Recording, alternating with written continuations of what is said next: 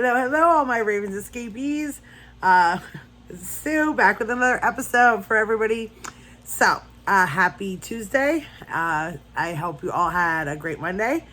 And if you're watching this on Tuesday, I hope you're having a great Tuesday. Welcome, welcome, welcome, or welcome back, whichever it is. So, I thought I'd start out with showing you guys what I got finished yesterday. So I showed you, let me put my hook down. I showed you my hat yesterday. Now I want to show you a little trick that I've learned over the years. So I showed you the sun hat I made yesterday, and it was a little loose. Like sometimes, and this happens to everybody, sometimes you make a project, and like I've made tons of these sun hats the same way, and this time it was just a little loose on my head, and I felt like it's not going to stay on properly. It's not going to stay on right. So there's a trick. The trick instead of frogging the entire hat is I put a little hat band on the inside of the hat, and this will, as you can see, does double duty. It makes it a little bit tighter, and it also helps bring your brim out a little bit. Now you can, if you want to, like crochet it in so that it makes the brim stand out. I want this brim to be a little wavy and fun, so I left it like this. But you can also, if you crochet like an extra crochet into the brim part, it will make it stand out more. I do not want that with this one, but as you can see now, it's not going to fall off my head. It's a lot tighter. I just added that internal, I'll show you again. It's just a couple rows of single crochet, and then I sewed it in right before the brim. And it's like, it works just like a fancy hat you buy. Like a lot of them have the internal brim sweatband kind of deal to make it fit on your head better. And that's all I did. And so now it fits really nice and snug. Not snug, but like it's going to stay on, where before it felt like it was going to fall off. And it still looks super cute. So that's my crochet tip for the day. If you have something like this, I know there's sometimes when you make something where you're going to absolutely have to frog it, but there's also sometimes ways to get around having to frog, and that's one of them. And then I also finished this little bag last night. I had just a little bit of yarn left over from the hats, so I made just a little, just like the bag we made together in the other videos, if you watch my other videos. So I finished that last night while I was watching TV. All right, and as I said, I know it's June. I know I have not lost my mind, but I'm going to do a Christmas in July drop on my Etsy shop in the very beginning of July. So I'm starting to work on some new Christmas items, and this is the hat that I showed you yesterday that I had started on. Now, the cool part about this hat is, and I can't see it, it can stand up. It's so cute. And but it also flops over, so you can wear it like this, you can wear it halfway up, and it will stand on its own due to the construction of how I make these. And then I offer these either like this, or I do put an option on my Etsy shop. I have big white puff balls you can put on the end, or bells. I can also do a bell. But this is all crochet. This is crochet. This is a fur. And this is a fun and funky Christmas hat. And look at the sparkle. It's got, this is I'm working on, it's the Premier Basic Shimmer. If anybody's looking for a shimmer for Christmas and stuff like that. I think it looks really nice in this, and this is what the hat looks like fully. See, the way you construct it with these ribs, that's what gives it the structure so that it can stand up, and you can I mean, it's cool because you can make it just tilted a little. You can wear it up straight. You can wear just the end tilted. These are really fun alternatives to a regular Santa Claus hat. I said you can just tilt part of it. Let's see if I can get it in the frame. Ugh. See? They're very, very malleable hats. And these can be washed. They need to be hand washed and laid flat to dry. But they are washable. Like I said, I can put the puff ball on the end. And you can have so much fun. These are a different, if you're looking for a different kind of holiday hat, it's super fun. These are a great way to make. And like I said, then you can fold it completely over if you want to too. And it's kind of like a traditional Santa hat. So I like these. I think they're very fun. They're very whimsical. I'm working on a second one, an elf version. I'm going to make one of these. I'm probably going to make a couple of these if I have everything I need for it. But right now I'm going to do an elf version. Hopefully I'll have this one done for tomorrow. And again, this is the same kind of yarn. So it's going to be, and I do the same structure in it. This one's actually going to look kind of like a Christmas tree. I should actually, I wonder if I should, I have some ideas.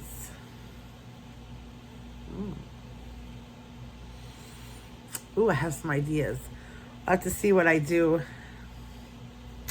how I work on these. But I might try some different cool stuff with these. We'll see.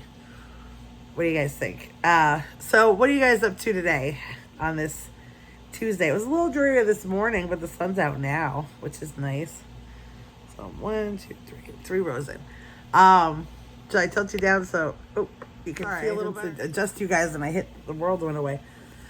So again, I'm using the Premier Basic Shimmer, which is a, let's see, a 4 worsted, 216 yards, 4.23 ounces, 120 grams, 90%, 7% acrylic, 3% metallic polyester. It's recommended to use a 5.5 millimeter US I9 crochet hook or a 5.5 millimeter US 9 knitting needle with this. And I have to say, I want to mention, this is not scratchy. Some of these shimmer yarns are a little scratchy and they hurt your fingers. This is really soft. It's a nice thickness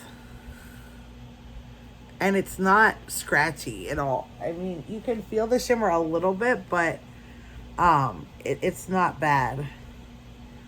Not compared to some of them I've used. So, I'll show you guys if you want to see how I do these ridges.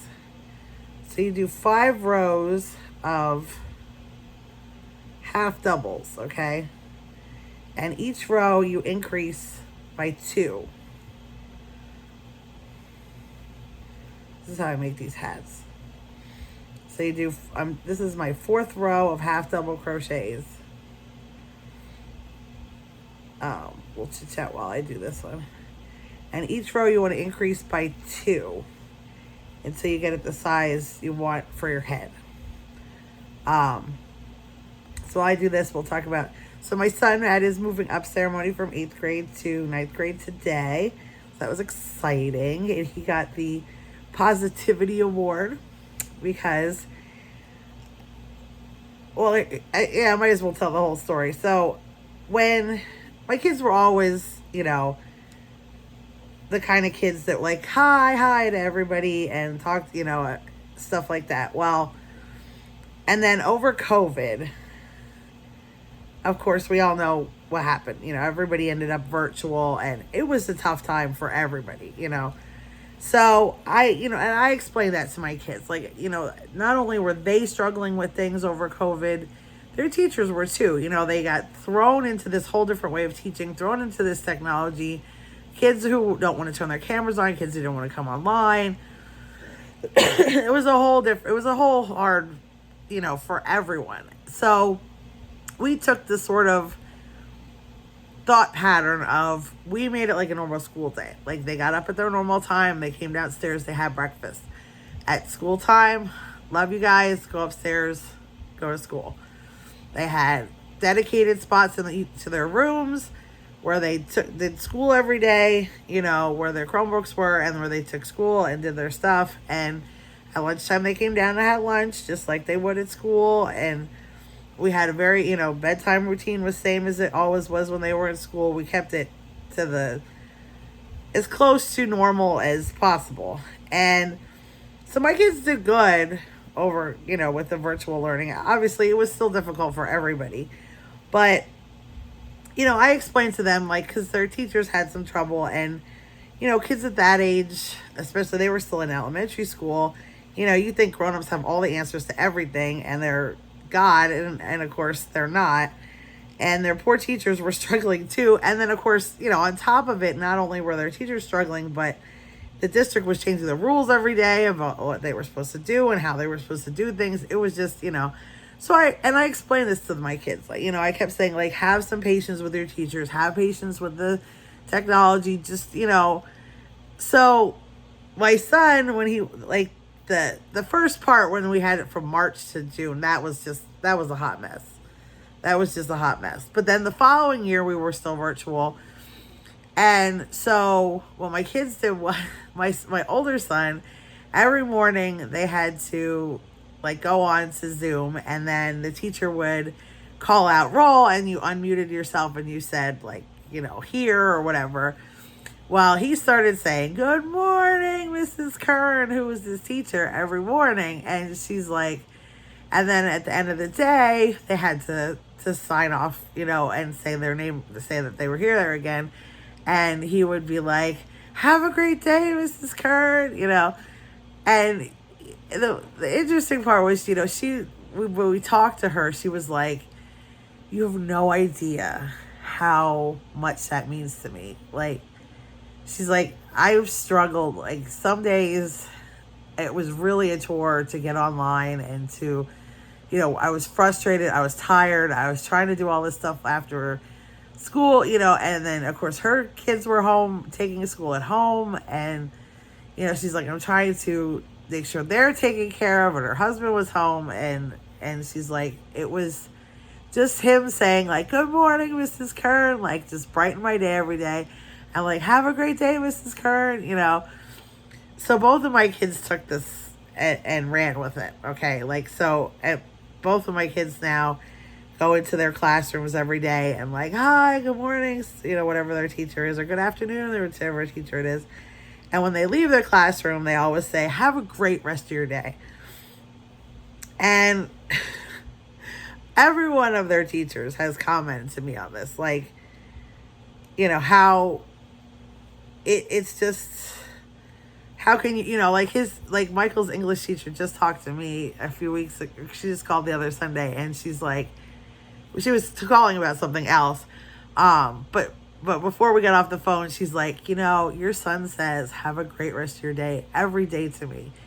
And she's like, how can you not have a great rest of your day when somebody says that to you? She's like, do you know how uplifting, like, we love that he does that. Every one of us is like, oh, it's just so nice and positive, and, like, we need that, like, you know. And so he got the positivity award. I was so proud of him. You know, and of course, the thing is, my kids learned that by doing that, they got positive results. I mean, that's, you know, that's why they still do it. Like, because the teachers like them and give them positive feedback for it. Because it does, you know, it's a mutual thing, you know. They have a lot of kids that they get frustrated with, that don't want to learn, or playing on their phones, or, you know, or just ignoring them and stuff like that. And then when you have this kid who's like, have a great rest of your day, you know, or hi, you know, and they've all let me know how nice, you know, that is. Like, I think Michael's teachers last year said it the best when I went in for parent-teacher conferences. You know, his teacher told me, we can teach your kids math, English, social studies. We can teach them all of that. But kindness and stuff has to be learned at home. We can't do that. We can't empathy, kindness, consideration, has to be learned at home. And she's like, what a breath of fresh air your kids are, because they come in here every day with this positive attitude, no matter what kind of day they're having. And they say good morning, and they, say good morning to their classmates, and they say, have a great rest of your day to us when they leave. And they're like, they can't learn that at school. They have to learn that at home. So thank you. Like, and again, I'm not trying to, Lord knows I'm not the best parent. Oh my God. Not even remotely close, but, and I hear from other parents like, well, my kids learn by example,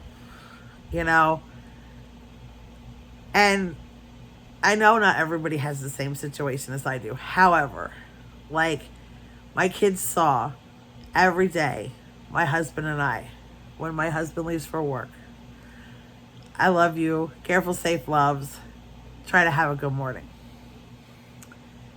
At lunchtime, when he goes back after lunch, and lunchtime he comes home, how was your morning? When he goes back to work, I love you, try to have a good afternoon. They see it. When we would go to stores, we would always say hi to people. Hi to the people when we come in. Hi to the cashiers. Hi, you know what I mean? How are you doing today? They saw it, and that's how they learned it. It wasn't that we pushed it on them. We did. Like, we would do, like, say hi too, but they saw it, and they saw that you got positive feedback from it, and people would talk to you, and now they do it too. There are these kids that want to spread joy and happiness with the world, and it makes me happy. It makes me, like, over the moon happy. And are they the toughest kids in the whole wide world? No, and they're not going to be. You know what I mean? As far as, like, if they got in a fight, I don't know how they're not going to win. You know what I'm saying? But that's okay.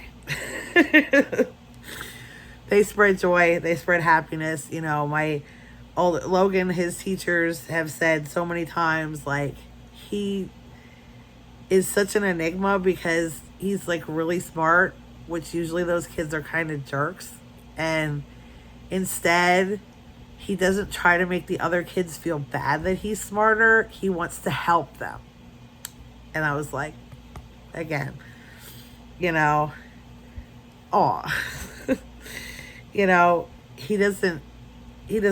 wants to help his other students. He wants everybody to succeed.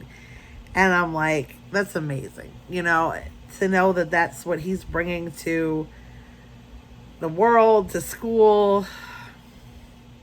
God, it makes me so unbelievably happy. That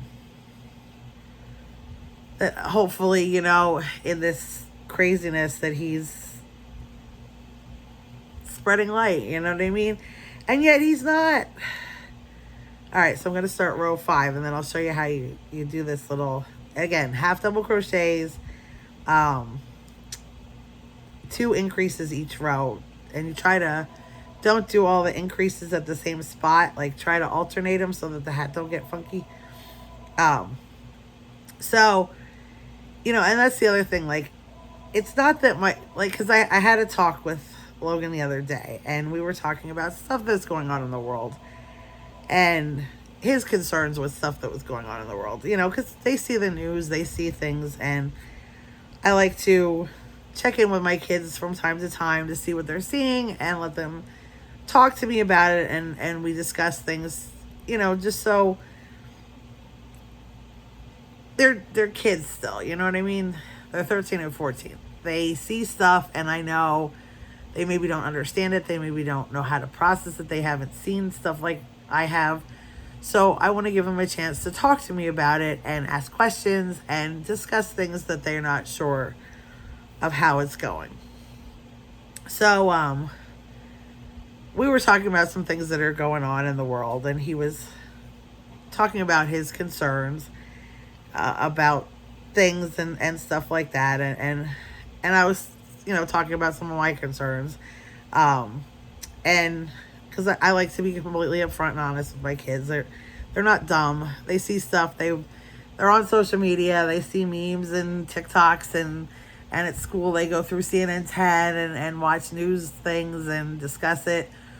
I want them to be able to talk to me about it too, because I want them to have that platform, to understand things. So we were talking, and he was telling me some things he was concerned about, and I said to him, Logan, I said, I'm really sorry that you have to see this stuff, that there's stuff going on in this world right now, in just this country, that is sort of disgusting, and it's hurting people, and that's his main concern. Like, it's hurting people.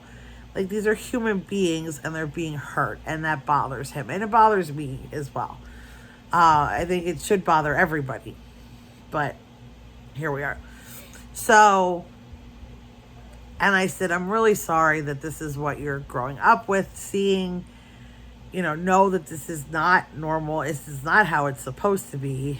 I'm really sorry that you're going through this. And, he looked me in the eyes and he says, Mommy, it's okay. And I said, no, it's not. And he said, no, I'm glad I get to see this. He says, because now I know just how awful humanity can be.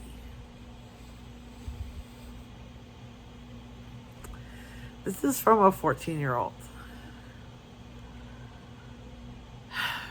And he says, so I know what I'm up against.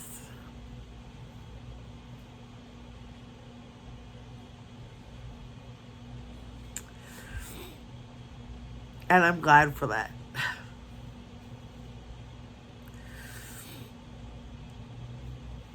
I can't even.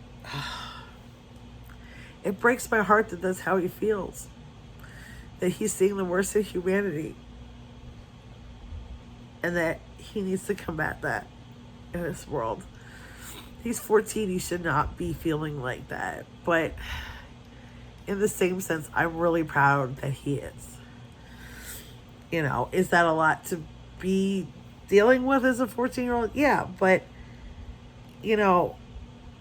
I can't shelter him from it because he goes to school and his friends are concerned about their future in this country, in this world, depending what they,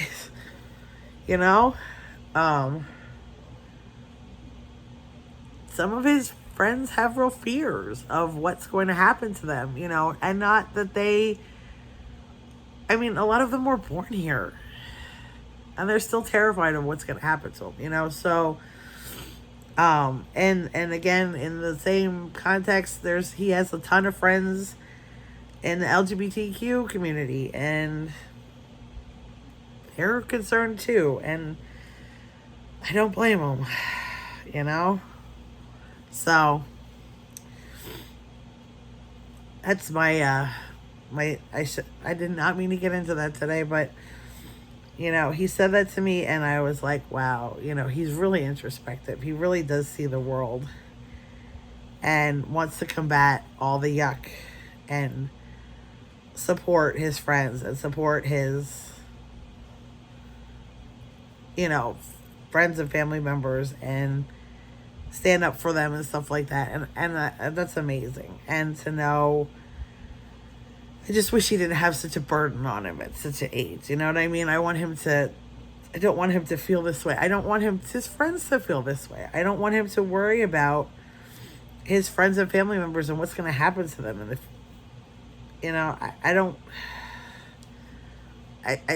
it's just gross that we're where we are with this. So, okay, we're on the last round here. Whew. Back to fun. Like I said, I am proud of my boys for spreading kindness in this world and spreading empathy, and I think we need more of that. We need more just listening to people just sitting down and taking a minute to listen to what people have to say. And if people have something to say, sometimes, you know, you just need to listen to them. That's all they want. That's all they need.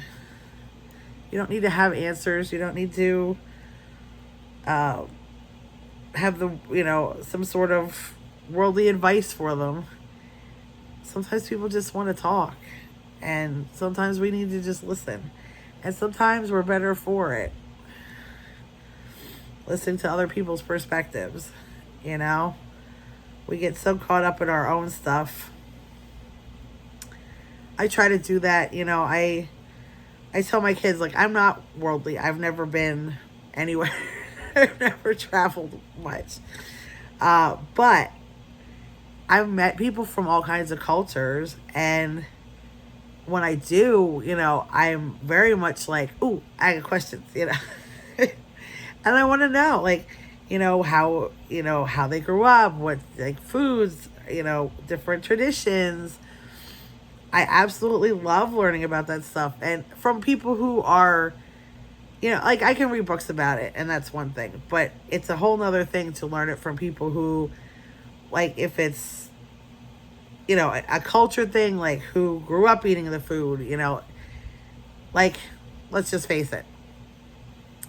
Spanish food, what we call Spanish food in America, is nothing like what real Spanish food is.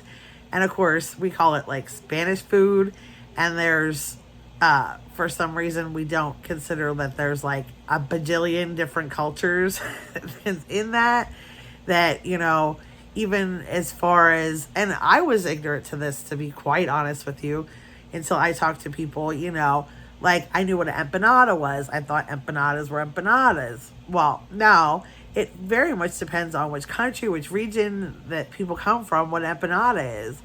You know, there's all kinds of different empanadas, or pastelitos, depending, they call them pastelitos, depending what region they're from. I learned that, to know that before, you know, I talked to people, and of course, I always thought they were like meat-filled pastry, and then I find out, like, oh, well, sometimes, but then some places they put cheese in them. Some places put meat and rice in them. Some places put meat and potato in them. Some places put meat, potato, and rice in them. Some places they make sweet ones. They put like mango inside and different fillings, different sweet fillings, and they make them like a dessert. Some of them make spicy ones, you know, like, that's just one thing. And I only learned that because I talked to people from, you know, my neighbors are from Honduras, and she was like, oh, no, we don't make empanadas like that. This is how, and oh my God, they call them pastelitos, and they are so good. You know, but hers are more like a hamburger meat with rice and potatoes. I didn't know that I never had one like that. Now I'm like addicted because they're amazing. You know, but then other friends of mine, like, I had a friend like from Mexico, and she was like, oh, no, that's not how we make it. You know, hers was like shredded chicken with like a red sauce. Like, it was a little bit spicy. And, you know, she made those for me a bunch of times, and those were amazing too. And, you know, different cultures, different ways they make stuff. That's always super fascinating to me. I mean, obviously I'm like a food junkie, but I love learning. I was just talking to the kids about like learning different, you know, cultures and their food, and how so many cultures, like, the one universal thing that so many cultures have is that making your food to feed other people is like giving of your heart, you know, and sharing your food and your culture with people is like giving of your heart, which is like why I appreciate so much when people do want to tell me about their food from their culture, to, you know, and of course give me food from their culture. All right, so back to that. I want to show you guys, if you guys crochet. So it starts out with a ring with 6 single crochets, and then you do 6 half double crochets around till you get to 6 rows, okay? And then you start doing your increase. So you increase for 5 rows, and then your half double crochets, increasing 2 stitches each row for 5 rows, okay? And then I'll show you from this part. So we have 5 rows of half double crochet. And now we're going to do this ridge part. So we chain 2. And then we single crochet, double crochet, not half, into only the outside, you see it on here, just the outside loop. You want to leave the inside loop free. So you want to do a whole row of double crochets along that row. This is what's going to make that ridge that gives these hats that structure so that they can stand on their own. And it kind of gives it that fun ribbed look. But it also definitely gives it a lot of structure, whereas a lot of these hats will fall down or you have to put wire into them, which I've watched so many tutorials about putting wire into witch hats and stuff like that and making them look really cool because you can bend them any way you want. And they're like, you just get the wire. It's either jewelry wire or some people use the wire for florist wire. I don't know what it's actually called. The wire that florists use to put flowers together. And then they'll crochet that into their hat. And they do it for the top and for the brim into their witches' hats. And then everything is very moldable. You know, you can put your brim all the way out. You can bend it. You can do whatever you want with it. And then the top of the hat is very bendable, moldable. I have tried, okay? I have tried different ways. I've watched a whole bunch of videos on how to do it. I have not had luck with that. At least not that I'm happy with. So I've successfully gotten the wire crocheted into, that's not the problem. My issue is trying to find a way to keep the wire from not future poking out of the project and hurting somebody and scratching somebody. I'm always concerned, even though like I've wrapped the ends like you do with cloth tape so that they're not scratchy, but still I worry about them coming out because it's just in your crochet. I mean,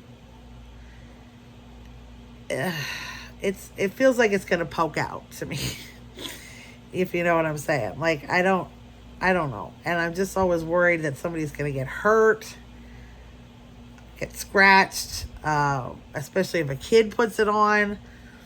I don't want them, you know, or a kid gets a hold of it and starts bending it. I don't want the wire breaking and then somebody getting scratched at it. And I said I've tried different ways to incorporate it, and I just never got it that I felt comfortable. And if you do, that's, you know, in fact, silly trick. My son wanted a wizard hat for Halloween last year. They were going as D&D characters, and he wanted the brim. He wanted to use a velvet yarn, which we all know how velvet is touchy, and it's heavy. And so I was trying to figure out how on earth I was going to get this brim to stand up, and the hat itself. So the hat we ended up just stuffing, to be quite honest with you, because he wanted it to stand up straight. So we stuffed it and just sewed a panel, you know, into it. But then the brim was a whole nother, like, I'm like, ugh, you know. And again, like I said, I started to try using wire, and again, I was not happy with it. It did not want to hold. It wasn't going to give me the good shape that I was looking for. So I ended up, funny story, I ended up using some of my kids have connects that, and there's rails they make that connect to each other for making like roller coasters and stuff. So I took those and I got all the like 4 curved ones and I attached them together and I put them inside. So they're plastic, and now they're inside of the hat brim, and it really worked well. And again, it's not gonna hurt anything. if it comes out. I also saw people using the hosing for like aquariums and then just getting connectors, and that held its shape pretty well. I bet you it probably would. But that's what I ended up using. I used to connect the tracks for the roller coaster. So, I don't know. You do what you got to do, right? Okay, so we came to the end. So now you have your, see if I can show this. You should still have this ridge inside. So you take your double crochets row and you flip it up. And see, that's what gives us that ridge.